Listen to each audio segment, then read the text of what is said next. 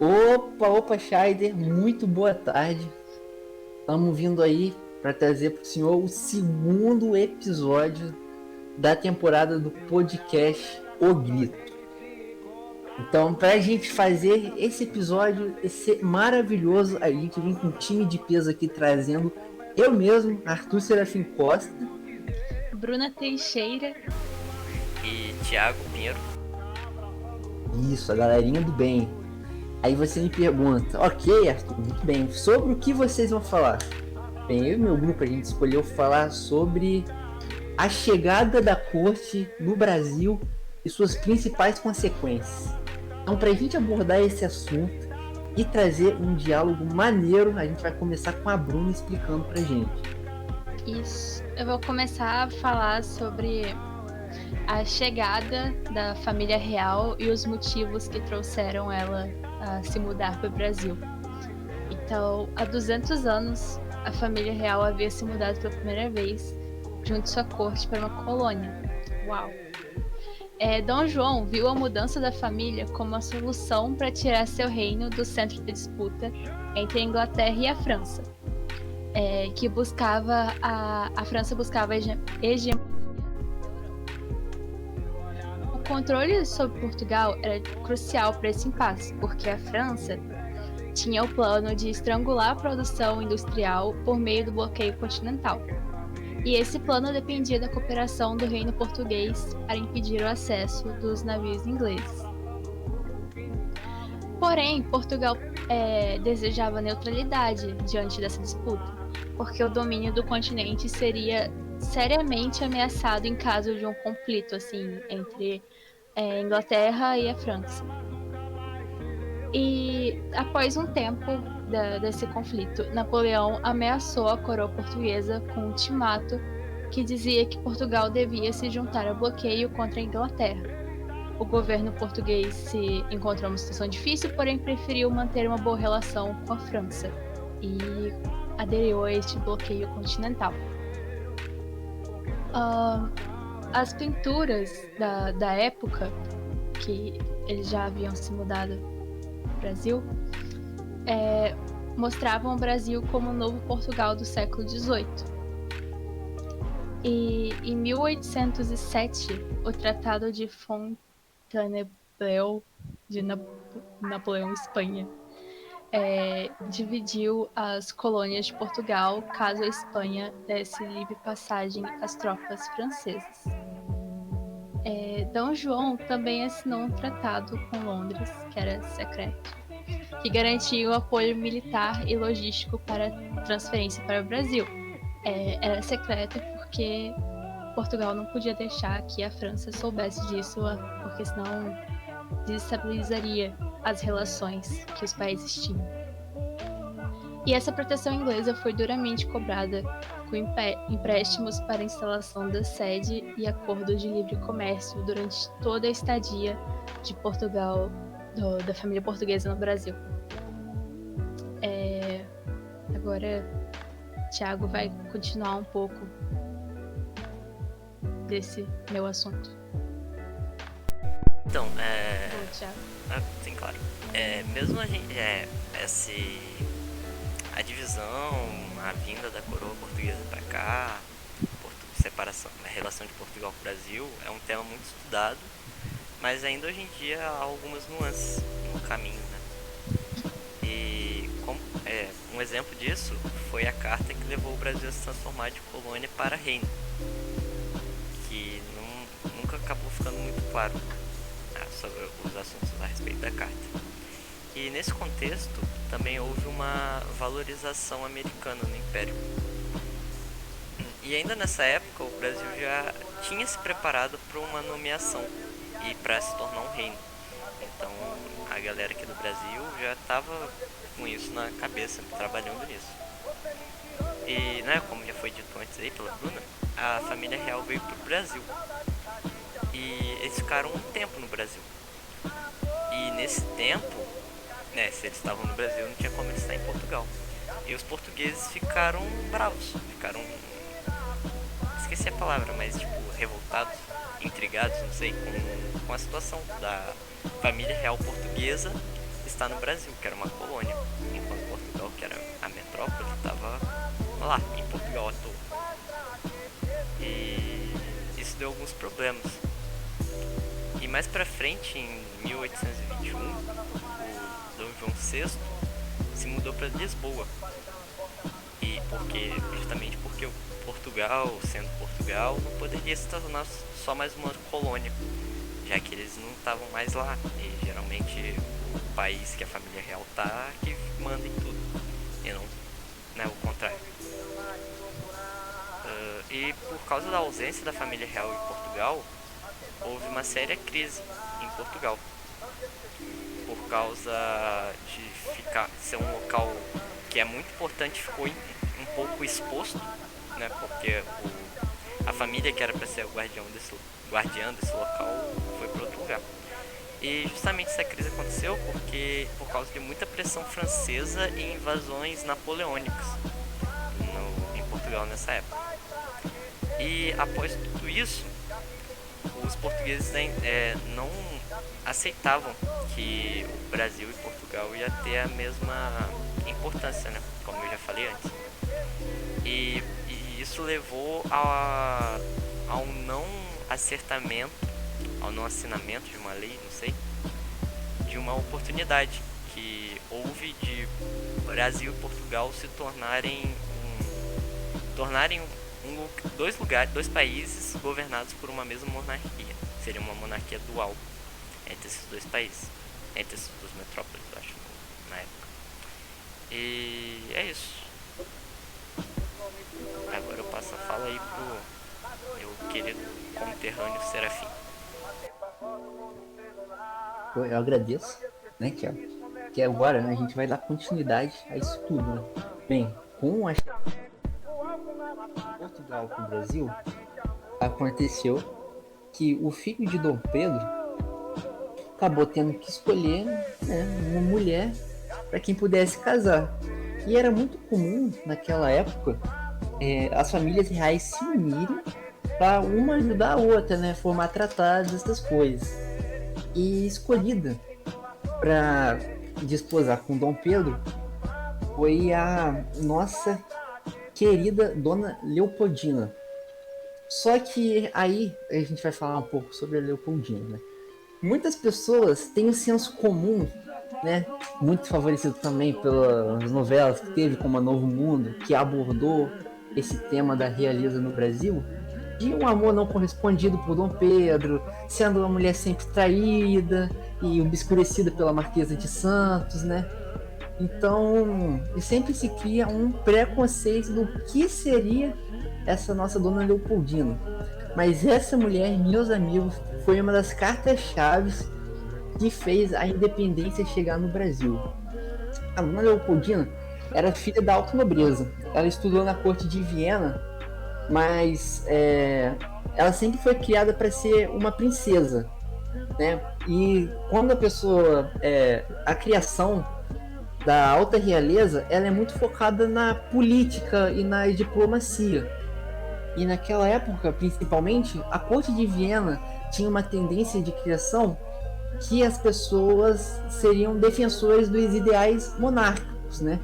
Então, como uma pessoa que foi criada para defender a monarquia foi um dos pioneiros da independência?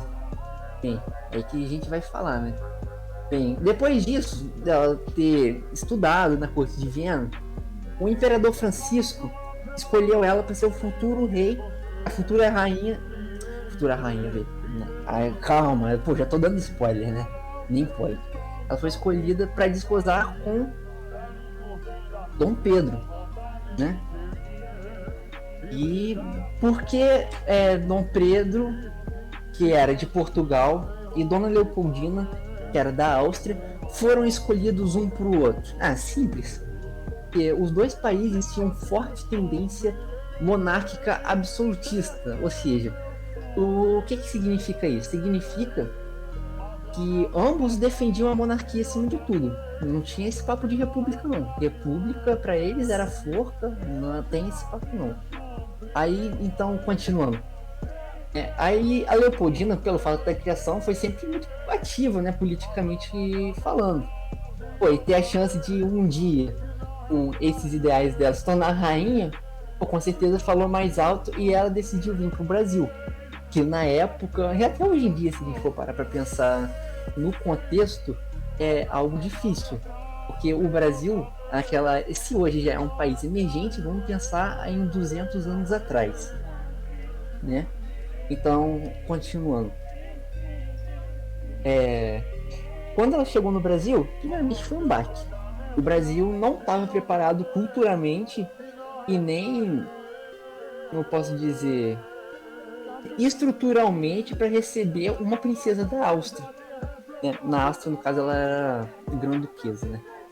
Bem, porque você vai chegar lá, o Brasil não estava muito culturalmente assim, muito desenvolvido, não tinha uma cultura própria, não tinha tantos livros assim, comparado ao luxo austríaco. Não tinha sarau, não tinha tanto teatro assim, então foi difícil dela se adaptar a certo ponto, né? Depois dessa época ainda, né, por ser tarefa da mulher naquela época ter filhos para, né, sucessão da linhagem, ela teve alguns filhos, né, como Maria da Glória, esse pessoal aí, porque ela teve mais de 4, se não me engano, né? Então essa parte da criação dos filhos deu uma obscurecida no que seria a parte politicamente dela. Bem, só a atuação política teve mais ênfase na década de 1820, né? E como ela era da Áustria, ela quer defender os interesses austríacos nessa Nova América, principalmente os interesses monárquicos. Só que nessa época foi muito conturbado porque Portugal estava com sérios problemas, né? Tava surgindo vários movimentos que eram contra a monarquia, a crise porque Dom João VI não estava lá, então o pessoal queria a volta dele imediata, porque, como o nosso amigo Tiago disse anteriormente, quem manda é onde o rei tá, né? Então lá é o foco. E o pessoal de Portugal, ele não quer ver, eles não aceitam ver o seu país ser reduzido a uma mera colônia, né? O pessoal ficou muito em choque com isso. Vários países, como, né, Inglaterra, zoavam o fato de Portugal estar meio abandonado, assim.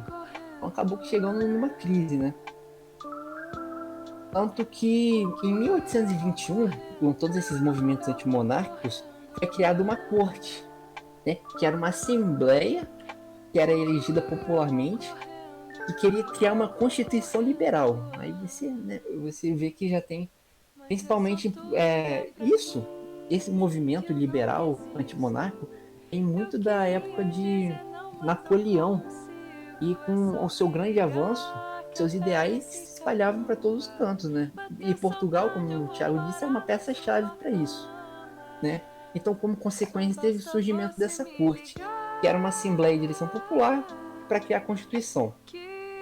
E junto com essa Constituição, foi feito que o rei, na época Dom João VI, voltasse imediatamente para Portugal, né? Bem, a Dona Leopoldina, vendo isso, ela não queria, de forma alguma, ela queria manter a monarquia no Brasil. Então ela viu na saída de Dom João uma oportunidade, né, de, quem sabe, se tornar a tão sonhada rainha que ela sempre quis ser, né? Porque a sua criação tendia a isso. Só que o Dom Pedro, ele não era tão... Quer dizer, ele defendia a monarquia, obviamente, ele não vai deixar de ser príncipe, rei. Só que ele também tinha simpatia com ideias liberais. Ele não era tão antiliberal como era a Dona Leopoldina, né? O próprio texto fala que Leopoldina é, no melhor dos termos, uma estadista. Bem, então Dom João partiu para Portugal, né? E isso gerou diversas consequências, não só porque ele está saindo do país e está indo para Portugal lá, então o pessoal ficou mais tranquilo. Só que aqui foi o contrário, porque como o grande monarca está saindo do país, alguém vai ter que ocupar o cargo, né? E se a força forte está saindo do país, Então você tem, com certeza, várias pessoas vão tentar tomar esses flancos que ficaram faltando na saída do imperador. Então é de se esperar que no Brasil haja uma pequena crise política, né? Porque agora o rei tá indo para lá, o que a gente vai fazer, né? Então, para isso, com o rei indo para lá, diversas consequências, né? Essas crises políticas de Portugal agora tendo que mandar no Brasil de novo, o Brasil não tendo tanta independência política e financeiramente falando, Dona Leopoldina virou uma grande defensora da independência. Mas não independência para uma república, por exemplo, uma independência monárquica, né? Que foi o que aconteceu. Como ela era uma excelente diplomata, ela junto com José Bonifácio foram grandes arquitetos aí da independência. Eu tenho certeza que outros grupos aí que estão abordando vão poder explicar muito bem, né? Então, se tornar imperatriz, que com certeza foi uma grande vitória para ela, né? Ela provou que não foi necessário estar na linha de frente ali para ser uma boa diplomata. Então é isso, pessoal. Terminei minha parte aqui. Agradeço se você está ouvindo até agora. Sabe que deu um grande trabalho fazer isso aí. Se você puder, se você ouviu até o final, eu já fico muito feliz.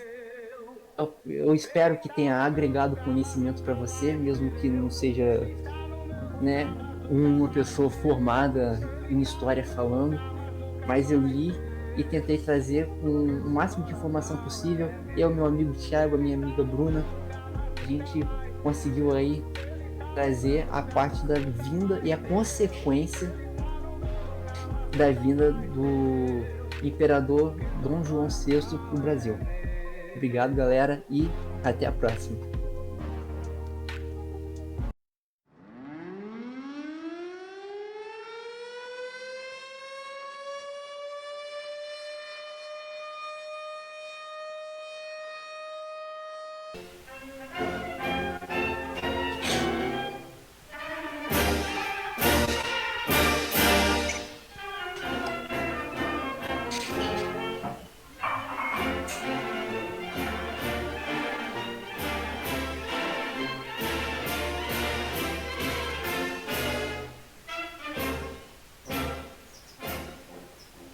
Ouviram de mirangas mais flácidas de um povo herói criado retumbante.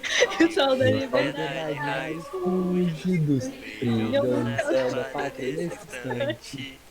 Venham dessa igualdade, conseguimos conquistar com braço forte. Em teu seio, ó liberdade, desafio nosso peito à própria morte.